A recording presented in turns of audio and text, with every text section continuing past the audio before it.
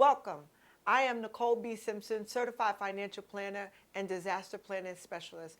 Congratulations for joining us in our 52-week journey on tips on how to become financially free.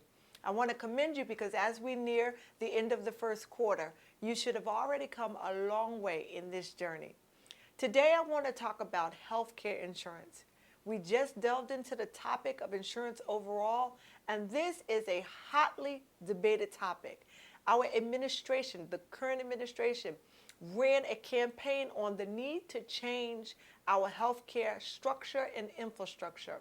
And while they have been attempting to do that, many of us have been lost in the debt in regards to what's going on in our lives. If you have healthcare insurance, you know that your premiums in the last decade alone has exceeded over 78%. An increase of 78% in your premiums is outrageous, according to Keisler Foundation in 2007. So clearly we understand that this is a problem that must be managed and must be addressed today. And that doesn't even include the uninsured or the underinsured.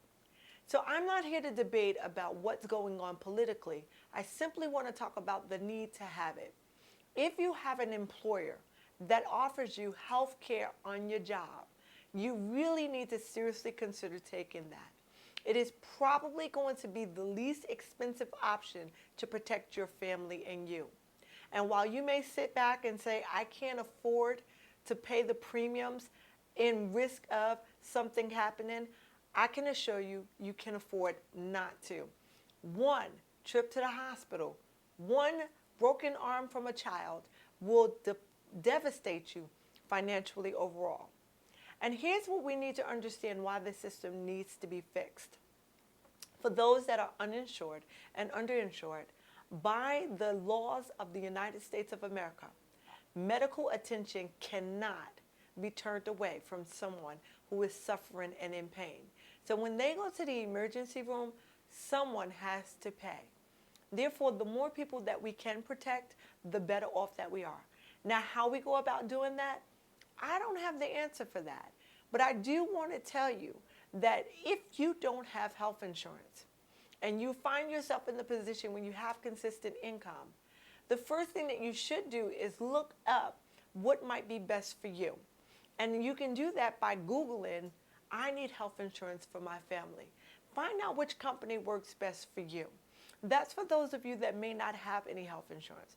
For those of you that are below poverty income level, then there are free resources, if not for the parents, at least for the children. So make every effort to at least get your child taken care of. Simply because when a child is sick, they naturally need to go to the doctors at least once or twice a year, whether they catch a cold, whether they need to go to the dentist, whether they need eye care, until you can't afford not to, because what you will find is that the medical bills will continue to mount time and time again.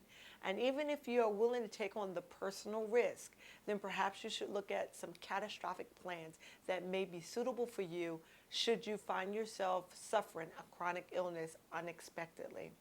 Now, while I can't answer what's going to go on, I can say this. We all need to get actively engaged in what's going on in our healthcare system because it affects all of us, whether we're working, whether we're uninsured, or whether we're underinsured. And so until we have a resolution, which I'm not certain as to what the answer is going to be, we need to do the best that we can to protect not only ourselves, but our families. Stay tuned next week, and we're going to talk about disability insurance, followed by long-term care. I am Nicole B. Simpson. For further information or to preview some of the previous tapes, log on to www.NicoleBSimpson.com.